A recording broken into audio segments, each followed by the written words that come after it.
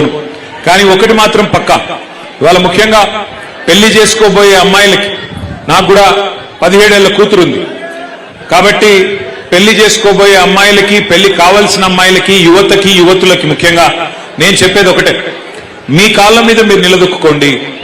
ఆర్థికంగా మీరు ఇండిపెండెంట్ గా ఉంటే, ఫైనాన్షియల్ గా ఇండిపెండెంట్ గా ఉంటే తప్పకుండా సమాజంలో గుర్తింపు, గౌరవం అన్ని కూడా ఆటోమేటిక్ గా వస్తాయి.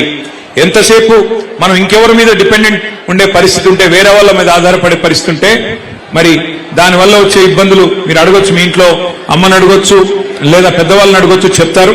కానీ ఆర్థికంగా తమ కాళ్ళ మీద తాము నిలబడ్డ తర్వాతనే, ఒక ఉద్యోగం సంపాదించిన తర్వాత కానీ, ఒక పరిశ్రమ పెట్టినాక కానీ, లేదా మీ అంతట మీరుగా మీ కుటుంబానికి చేదోడు వాదోడుగా నిలిచే పరిస్థితి వచ్చేదాకా తొందరపడి పెళ్లిళ్ళు చేసుకోవద్దనేది నా మాట.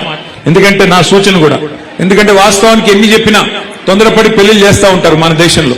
కానీ అమ్మాయి తన కాలం మీద తాను నిలబడితే, ఒక ఉద్యోగం సంపాదించడం కానీ, లేకపోతే ఇంకో రకంగా కానీ ఫైనాన్షియల్ ఇండిపెండెన్స్ వస్తే ఆ గౌరవం వేరు, ఆ స్వాతంత్ర్యం వేరు.